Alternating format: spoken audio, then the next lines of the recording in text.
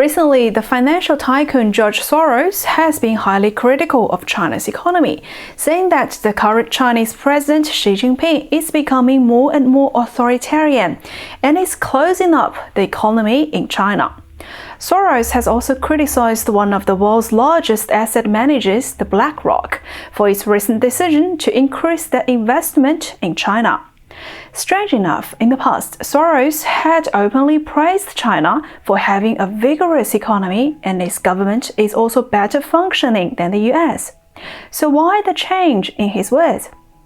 In the last episode, we talked about the real estate market in China, showing you how much of a bubble it is. Today, we'll have a look at the Chinese economy, and we will try to see how the Chinese economy came to this point today and where it might be heading.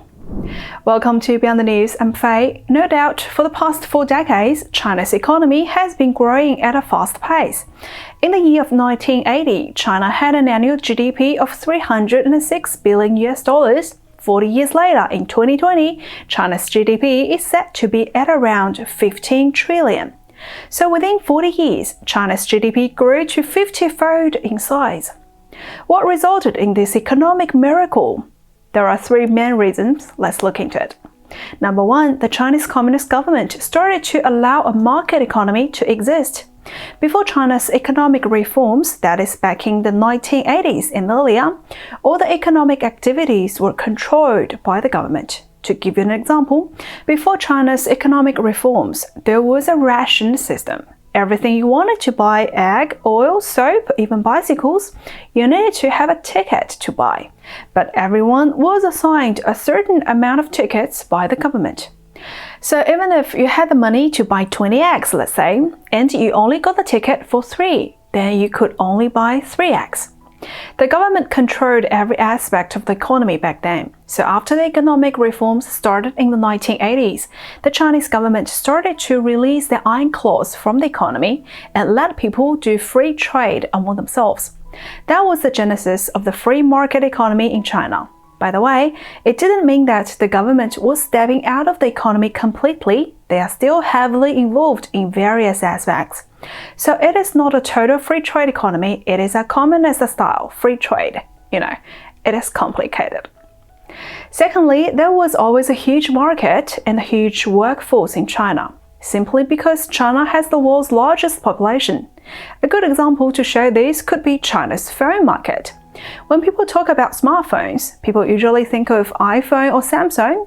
However, many of the popular phones brands people in the West never even heard of, such as Huawei, Xiaomi or Oppo, their sales are reaching iPhones. Such market status was mostly decided by their sales in China.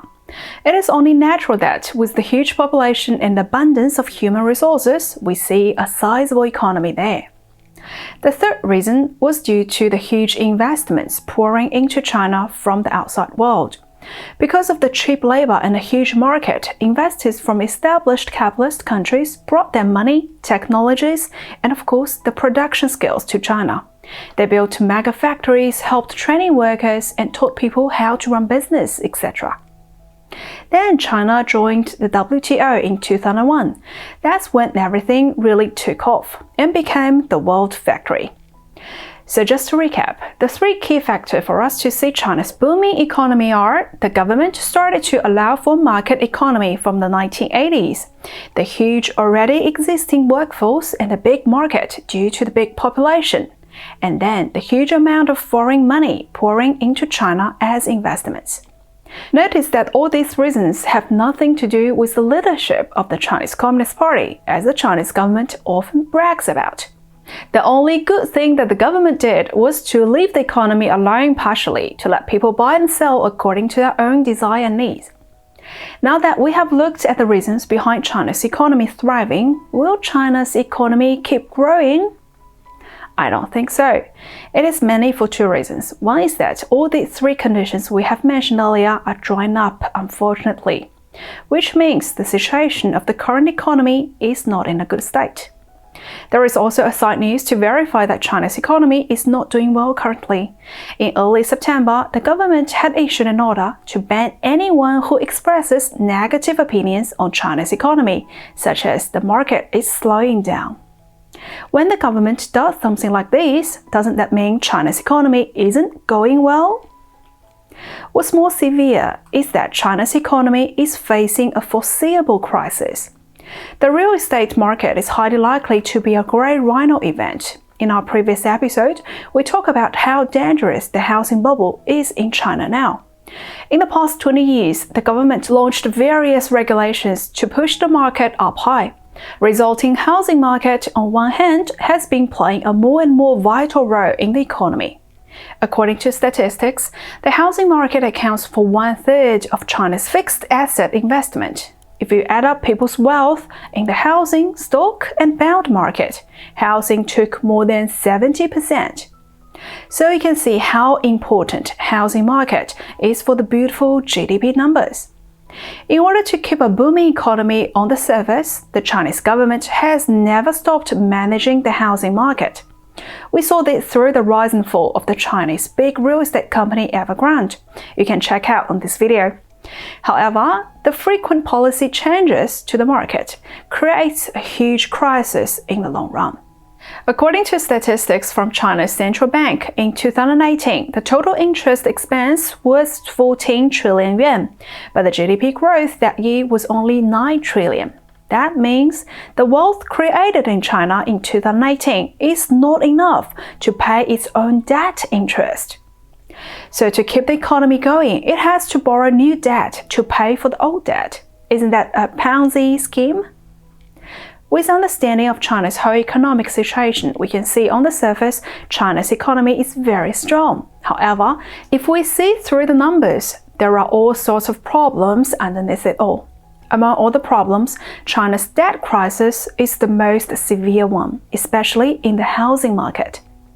Various government policies are only interested in quick results without considering the long-term consequences. It got me thinking, in general, would the government's heavy regulation be a good thing for the economy? China's example tells us that the government regulation does create a dangerous housing bubble. And more generally speaking, a heavily controlled economy can only become a hungry, sick, and skinny dog, like North Korea, or becoming a bloated giant bubble, and such bubbles usually get bursted fast. However, without any regulation, humanity's tendency of greed will likely be taking over the economy. So, what is actually the most important factor for a stable and vibrant economy for the long run? I think morality is the most important and long-lasting factor. To quote the famous economist Thomas Sowell, honesty is more than a moral principle, it is also a major economic factor. If every transaction is based on honesty, fairness, and respect, the economy will be vibrant.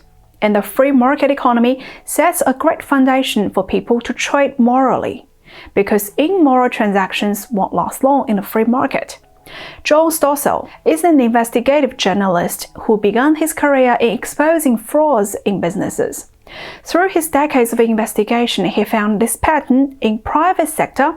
The cheaters seldom get very rich. The cheaters get punished by the market. They make money for a while, but then people wise up and stop buying from them. I hope one day China will extinguish communism and become a true free market for the world. That's when the Chinese people can really show their true potentials to the world.